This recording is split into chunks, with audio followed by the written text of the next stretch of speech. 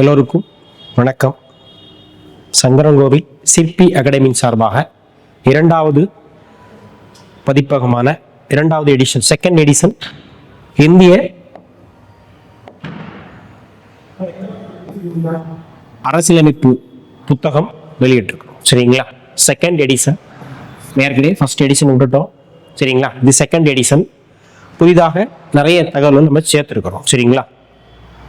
நம்ம போட்டித் தேர்வின் அடிப்படையில் group 4, group 2, group 2A, group 2 mains மற்றும் குரூப் 1 மெயின்ஸ், ப்ரிலிம்ஸ் எல்லாத்துக்குமே இந்த புத்தகம் ரொம்ப உதவியாக இருக்கும். சரிங்களா? அரசியலமைப்பினுடைய புத்தகம் நம்ம டிகிரி ஸ்டாண்டர்ட்லேயே இருக்கும். சரிங்களா? டிஎன்பிசி அனைத்து தேர்வுகளுக்கும் தகுதியின் அடிப்படையில் இந்த புத்தகம் இருக்கும். எல்லா டிகிரி ஸ்டாண்டர்டில் ரொம்ப தரமாக, அக்யூரேட்டாக, ரொம்ப பெஸ்ட்டாக இருக்கும். சரிங்களா? நம்மளுடைய இந்த புத்தகத்தினுடைய விலை அப்படின்னு பார்த்தீங்கன்னா 350. கொரியர் சார்ஜ் அப்படின்னு பார்த்தீங்கன்னா 40 ரூபாய். புத்தகத்தின் விலை 350, கொரியர் சார்ஜ் அப்படின்னு பார்த்தீங்கன்னா 40 ரூபாய். சரிங்களா? கேஷ் ஆன் டெலிவரி கூட நம்ம வாங்கிக்கிறோம். அடுத்து இந்த புத்தகத்தினுடைய சிறப்பம்சம் என்ன, அதுதான் நம்ம பார்க்கணும். சரிங்களா? நீங்க இதுலயுமே தொலைபேசி இலக்கங்கள் இருக்குது. 75 98 42 32 42. அடுத்து வந்து பாத்தீங்கன்னா 75 98 42 32 32. அடுத்த எண் 76 39 32 32 42. சரிங்களா? அப்புறம் நம்முடைய புத்தகத்தின் முதல் பதிப்பு 2023 வெளியிட்டிருக்கிறோம். அடுத்து இரண்டாம் பதிப்பு 2025. திருத்திய பதிப்பு புதிய தகவல்படி சேர்க்கப்பட்டது. எத்தனை பக்கங்கள் இருக்குன்னா கிட்டத்தட்ட நம்ம 428 பக்கங்கள் இருக்கும். சரிங்களா? சரி. அடுத்து நம்மளுடைய சிறப்பு பார்த்தீங்களா அப்படின்னா, நம்ம சிலபஸ்ல எப்படி கொடுக்குறோமோ அவ்வளவு அழகா இருக்கும். சரிங்களா? ஒவ்வொரு கண்டென்ட்டுமே உங்களுக்கு நம்ம விளக்கம் தர்றேன். சரிங்களா? நம்ம இந்திய அரசியலமைப்பினுடைய வரலாறு அவ்வளவு தெரியும். சிலபஸ் இந்திய அரசியலமைப்பு உருவாக்கம், அதுதான் தொடக்கத்தில் இருக்கும். இந்திய அரசியலமைப்பினுடைய வரலாறு, கம்பெனியுடைய ஆட்சி, பிரிட்டிஷ் குடியாட்சி, இந்திய அரசியலமைப்பின் உருவாக்கம், நம்ம இந்திய அரசியலமைப்பு எப்படி உருவாக்கப்பட்டது, அரசியல் நிர்ணய சபை, வரைவு குழு, அரசியலமைப்பு சட்டம், தேசிய சின்னங்கள். இதுதான் நம்ம சிலபஸ்ல முதல் வார்த்தை, அரசியலமைப்பு உருவாக்கம் இருக்கும். அடுத்து அரசியலமைப்பின் முகவுரை சார்ந்த வழக்குகள், அதுக்கு விளக்கம். அப்புறம் இந்திய அரசின் சிறப்பு இயல்புகள், அட்டவணை, பகுதிகள், அந்த மாதிரி இருக்கும். சரிங்களா? நம்ம சிறப்பு இயல்புகள் இருக்கும். அடுத்து பாத்தீங்க அப்படின்னா ஒன்றிய, மாநில மற்றும் யூனியன் பிரதேசங்கள். நம்ம இந்திய அரசு மற்றும் மாநில அரசு எப்பப்போ உருவாக்குச்சு, அதுல என்னென்ன விடயங்கள் இருக்கும். சரிங்களா? அடுத்து பாத்தீங்க அப்படின்னா குடியுரிமை இருக்கும். அடுத்து அடிப்படை உரிமைகள், அரசு வழிகாட்டு நெறிமுறைகள், கோட்பாடுகள், அடிப்படை கடமைகள். சரிங்களா? இது வரைக்கும் இருக்கும். இது பகுதி 4A வரைக்கும் இருக்கும். அடுத்து பாத்தீங்கன்னா மத்திய அரசின் அங்கத்துல குடியரசுத் தலைவர், துணை குடியரசுத் தலைவர், பிரதமர், மத்திய அமைச்சரவை, இந்திய தலைமை கணக்கு வழக்கறிஞர் மற்றும் சொலிசிட்டர் ஜெனரல், தலைமை கணக்கு தணிக்கையாளர், CIG.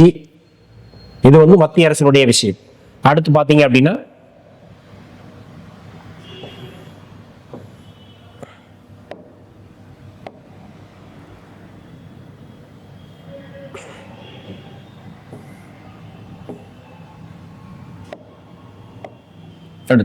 நாடாளுமன்ற கூட்டம், மாநிலங்களவை, மக்களவை என்ன, பாராளுமன்றத்தின் சிறப்புரிமைகள், சபாநாயகர், மக்களவை துணை சபாநாயகர், ராஜ்யசபா துணைத் தலைவர், பாராளுமன்ற அமர்வுகள், பாராளுமன்றத்தின் சட்ட வழிமுறைகள், அரசியலமைப்புடைய திருத்தம், பட்ஜெட், பாராளுமன்ற குழுக்கள், பாராளுமன்ற மன்றங்கள். சரிங்களா?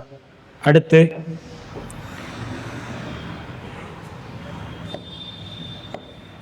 நீதித்துறை, மாநில அரசின் அங்கமான ஆளுநர், முதலமைச்சர், அமைச்சரவை, மாநில சட்டமன்றம், மாநில உயர்நீதிமன்றங்கள், யூனியன் பிரதேசம் பகுதி 8 வரும். சரிங்களா? யூனியன் பிரதேசம், மத்திய அரசின் ஆட்சி எல்லை அரசு, அப்புறம் உள்ளாட்சி அமைப்புகள், உள்ளாட்சி அமைப்புகள் அங்கமான பஞ்சாயத்து, நகராட்சி, அப்புறம் கூட்டுறவு அமைப்புகள், பட்டியல் மற்றும் பழங்குடிய பரப்பிடங்கள், இந்தியாவினுடைய கூட்டாட்சி, மத்திய மாநில அரசின் அதிகார பகிர்வு, மத்திய மாநில அரசின் உறவுகள்,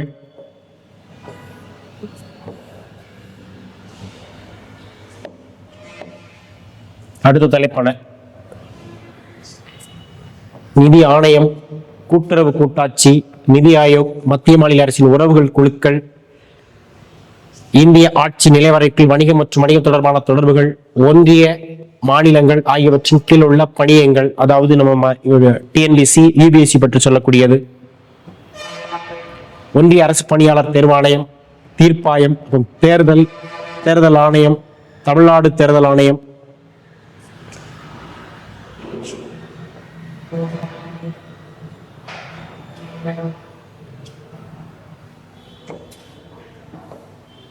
அடுத்து பாத்தீங்கன்னாக்கா இடஒதுக்கீட்டு பத்தி சொல்லக்கூடியது, ஆட்சி மொழி, நெருக்கடி நிலைகள், பிற வலுகைகள், சட்ட திருத்தம், பகுதி 21, பகுதி 22, சட்டத்தின் ஆட்சி, பொது வாழ்வில் ஊழல், அரசியலமைப்பு சாராத அமைப்புகள்,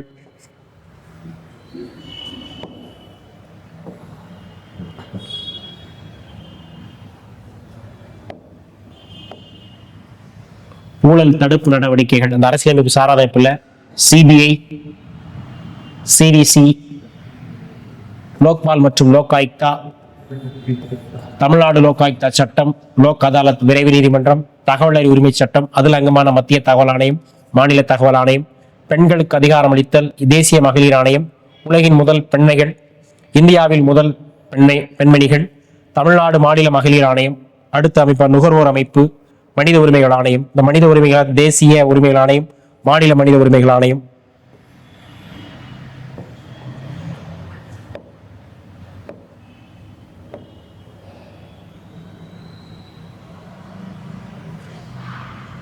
புதிதாக நம்ம டிஎன்பிசில சிலபஸ்ல சேர்க்கப்பட்ட இந்த ஆண்டு புதிதாக சேர்க்கப்பட்ட அரசியல், தமிழ்நாடு மற்றும் இந்தியாவின் அரசியல் கட்சிகளும் ஆட்சி முறைகளும், அதுதான் கூட நம்ம நீவா அதுல சேர்க்கப்பட்டது.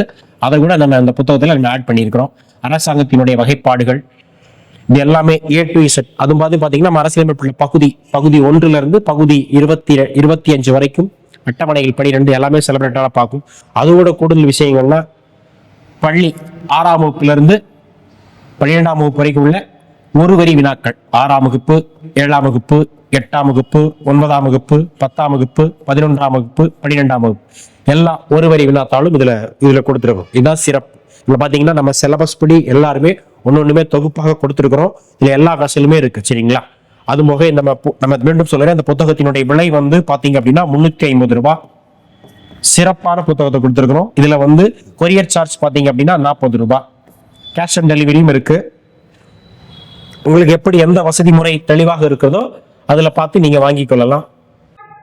சரி, நம்ம அரசியலமைப்பின் புத்தகத்துல இந்த புத்தகம் ரொம்ப அருமையான புத்தகம், சரிங்களா? அதுல நான் ஒரு பகுதியை மட்டும் உங்களுக்கு நான் விளக்கமாக சொல்றேன். அதுல அடிப்படை உரிமைகள், இந்த அடிப்படை உரிமைகள் எப்படி அந்த புத்தகத்துல அந்த தலைப்புல எப்படி விவரமாக குறிப்பிடப்பட்டுள்ளது என்பதை பத்தி ஒரு ஷாப்பல் மாதிரி, சரிங்களா? அடிப்படை உரிமைகள், சரிங்களா?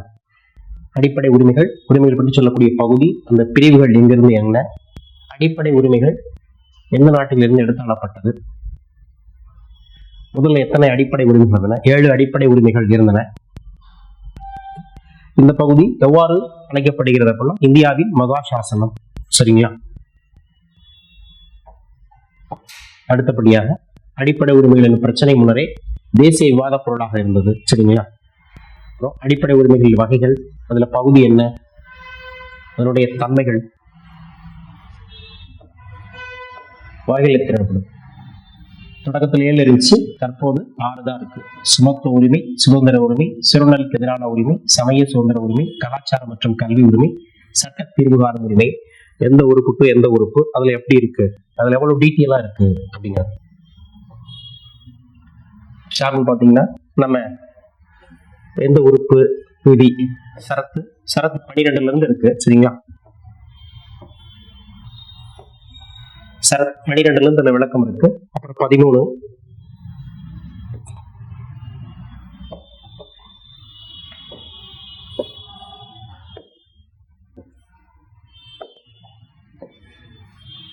என்ன, சரிங்களா?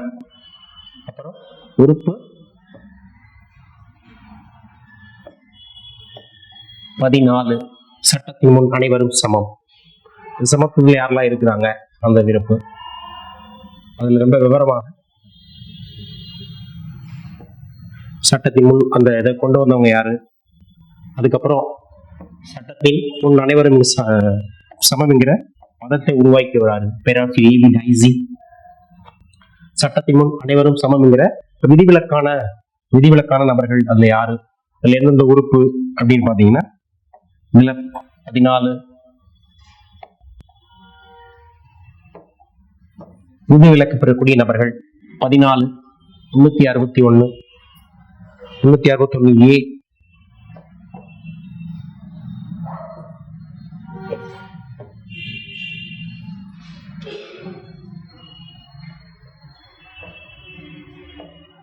அப்போ உறுப்பு 15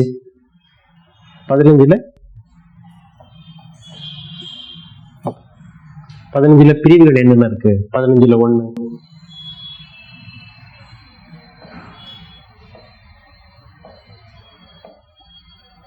அரசு எந்த குடிமகனையும் அவனுடைய மதம், இனம், ஜாதி, பால், பிறப்பிடம் ஆகியவற்றின் ஏதாவது ஒற்றை காரணமாக கண்டித்தவனை பாகுபாட்டுடன் நடத்தக்கூடாது, பாகுபாடு காட்டக்கூடாது. 15ல 2 15ல 3 15ல 4 இந்த மாதிரி ஷாஃப்ட் எல்லாமே 15ல 5 15ல 5 15ல 6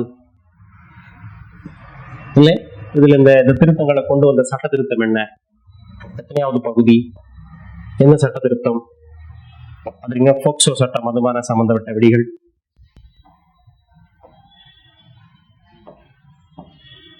இப்போ 16ல பாத்தீங்கன்னா 16 16ல 1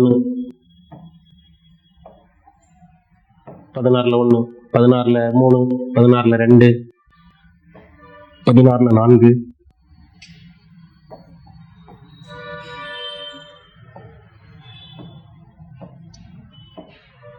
அது சார்ந்த வழக்குகள். அந்த 16ல அரசியலமைப்புல 16ல வந்த வழக்குகள் என்ன, எந்த சட்டத்திற்கு முடி கொண்டு வந்தது? உறுப்பு 17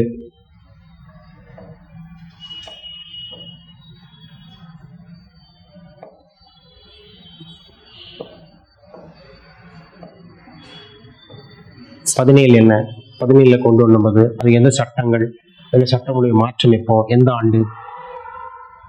இதுல பகுதி 18 மன்னிக்கம் பிரிவு 18 அதுல 18ல 1 18ல 2 18ல 3 18ல 4 திட்டக்கட்ட நம்ம எப்படி பாத்தீங்கன்னா நம்ம எல்லா ஒரு குரூப் ஆஃப் விதமான அனைத்து தகவல்களுமே நம்ம இந்த புத்தகத்துல கொடுத்தோம். சரிங்களா? எல்லா தேர்வுக்கும் தேவைப்படுகிற பொழுதுல அந்த புத்தகம் வடிவமைக்கப்பட்டிருக்கு. ரொம்ப சிறப்பா இருக்கும். சரிங்களா?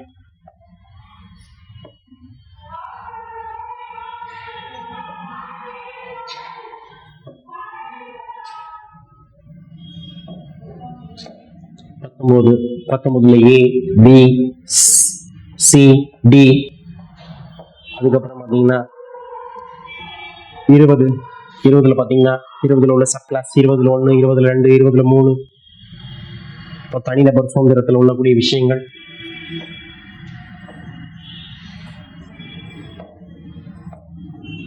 தனிநபர் சுதந்திரம் அந்த பிரிவு. அப்புறம் பாத்தீங்கன்னா சார்ந்த வழக்குகள் 20 பிரிவு 21A 22 23 23 1 23 2 23 4 இப்படி போக்சோ ஆக்ட். அதுல என்னென்ன சிறப்புகள் வரலாமே எல்லாமே நம்ம எல்லா தகவலுமே இதுல கொடுத்துருக்கோம். சரிங்களா? மனித உரிமை மீனதர் சமமாக குத்தடிமை ஒழிப்பு, அப்புறம் 14 வயதுபட்ட குழந்தைகள் அபாயமான தொழில் ஈடுபடுத்தக்கூடாது. அதுக்கப்புறம் பாத்தீங்க அப்படின்னா சமய உரிமை கட்டி. அடுத்து பாத்தீங்கன்னா 26 27 28 சிறுபான்மை கலாச்சார மொழி சார்ந்த பிரிவுகள். அதுக்கப்புறம் பாத்தீங்கன்னா 30 31 நீக்கப்பட்ட நடைமுறைகள் பிரிவு 31 சொத்துரிமை நீக்கப்பட்டது. நீக்கியபோது பிரதமராக இருந்தவர் யாரு? மொரார்ஜி தேசாய். எந்த சட்ட திருத்தம் அதற்கு வழி செய்தது? எந்த ஆண்டு? தற்போது எந்த பகுதியில் இருக்கு, எந்த பிரிவில் இருக்கு, அதுல சொல்லக்கூடிய சாராம்சங்கள் என்ன. 31A நம்ம எந்த புத்தகத்திலுமே இருக்கு. 31A அப்படி பார்த்தீங்கன்னா எங்கேயுமே இருக்கு. 31A, 31B அது சார்ந்த வழக்குகள், அது சார்ந்த வழக்குகள். அடுத்து பாத்தீங்கன்னா இப்போ ஷாப்ல 32 பேர் பார்ப்போம். 32 வரைக்கும் 32 பாத்தீங்கன்னா அரசியலமைப்புக்கு உட்பட்டு நின்று தீர்வு காணும் உரிமை அப்படின்னு அரசியலமைப்புக்கு உட்பட்டு நின்று தீர்வு காணும் உரிமை. ஒரு தனிப்பட்ட மனிதனுடைய உரிமைகள் பாதிக்கப்படும் பொழுது நேரடியாக உச்சநீதிமன்றத்தை நாடலாம்.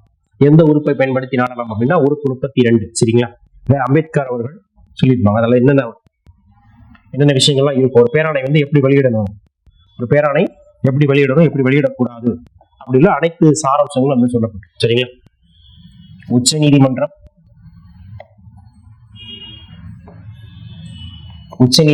உயர் நீதிமன்றங்களே பேராணைகளை வெளியிடக்கூடிய அதிகாரம் இருக்கு. சரிங்களா? அதனால உச்ச நீதிமன்றத்தின் அரசியலமைப்பின் பாதுகாவலர் என்று அழைக்கப்படுகிறது உச்ச நீதிமன்றம். டாக்டர் அம்பேத்கர் அவர்கள் கூற்றுப்படி சட்டப்பிரிவு 32 இதயம் மற்றும் ஆன்மா என்று சொன்னது. சரிங்களா? அப்ப அந்த விதியை இதயம் மற்றும் ஆன்மான்னு சொன்னவர் யாரு, என்னென்ன உறுப்புகள் இருக்கு, எத்தனை வகையான பேராணைகள் இருக்கு. சரிங்களா? எத்தனை வகையான பேராணைகள் இருக்கு,